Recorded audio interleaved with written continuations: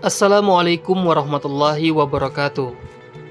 Jika di video sebelumnya Thoriq Al-Haya telah memaparkan sepenggal kisah tentang sahabat Rasulullah Shallallahu Alaihi Wasallam Abu Bakar Ash-Shiddiq radhiyallahu anhu, kali ini kami kembali menceritakan tentang kisah salah satu Khulafaur Rasyidin yang masyhur, yakni Khilafah Umar bin Khattab. Umar bin Khattab radhiyallahu anhu merupakan salah seorang sahabat Nabi Muhammad Shallallahu Alaihi Wasallam dan khalifah kedua setelah wafatnya Abu Bakar Ash-Shiddiq. Umar bin Khattab berkuasa pada tahun 634 Masehi sampai 644 Masehi. Selama masa jabatannya, Khalifah Umar amat disegani dan ditakuti negara-negara lain. Pada masa kepemimpinannya, kekhalifahan menjadi salah satu kekuatan besar baru di wilayah Timur Tengah. Segala capaiannya menjadikan Umar sebagai salah satu khalifah paling berpengaruh sepanjang sejarah. Umar bin Khattab juga dikenal dari gaya hidupnya yang sederhana. Umar bahkan memiliki julukan yang diberikan oleh Nabi Muhammad SAW, yaitu Al-Faruq, yang berarti orang yang bisa memisahkan antara kebenaran dan kebatilan. Namun sebelum itu, Umar menjadi salah satu orang yang paling keras menentang Islam. Bahkan, beliau pernah berniat membunuh Rasulullah, hingga akhirnya beliau diberikan hidayah di tengah amarahnya. Berikut Thoriq Al-Haya merangkum kisah tentang Khalifah Umar bin Khattab dari berbagai sumber.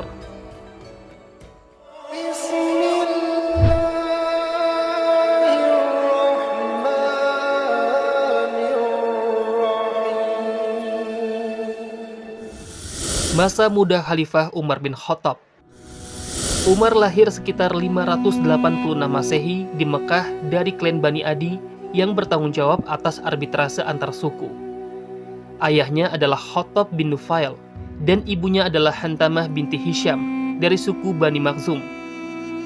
Di masa mudanya, Umar biasa merawat unta ayahnya di dataran dekat Makkah.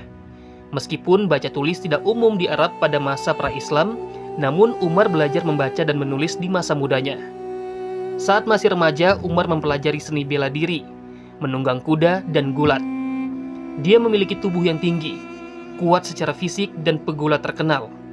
Dia juga seorang orator berbakat yang menggantikan ayahnya sebagai penengah di antara suku-suku.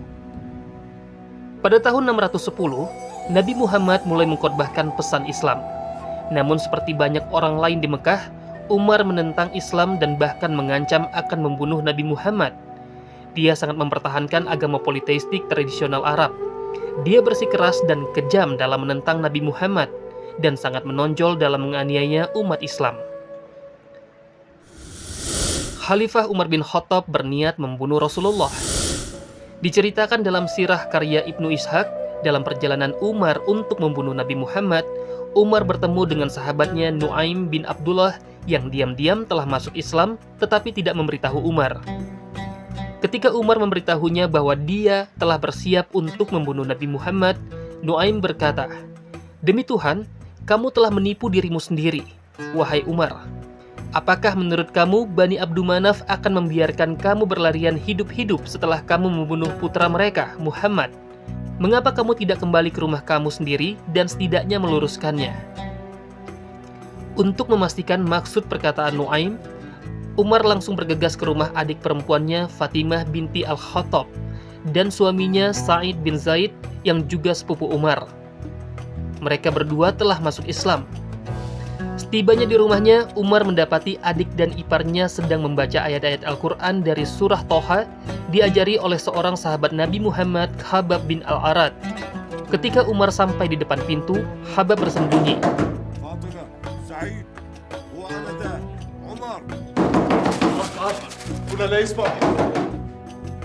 Lalu Umar mulai bertengkar dengan saudara iparnya.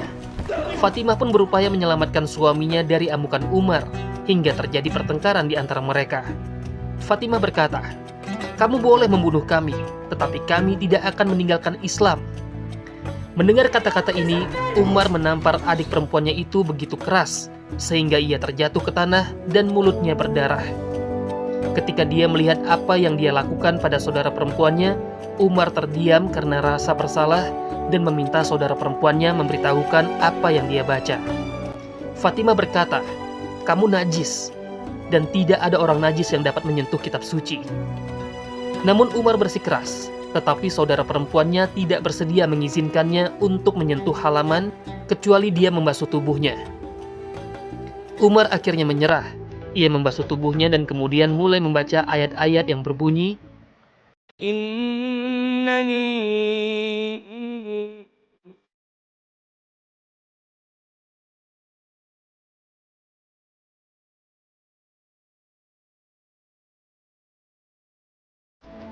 Setelah membacanya, Umar seketika menangis dan menyatakan, "Sesungguhnya ini adalah firman Allah. Aku bersaksi bahwa Muhammad adalah utusan Allah." Mendengar ini, Khabbab keluar dari dalam dan berkata, "Wahai Umar, kabar gembira untukmu. Kemarin, Muhammad berdoa kepada Allah, 'Ya Allah, kuatkanlah Islam dengan Umar atau Abu Jahal, siapapun di antara mereka yang engkau sukai.' Sepertinya doa itu telah terkabul untuk kebaikanmu." Umar bin Khattab akhirnya memeluk Islam.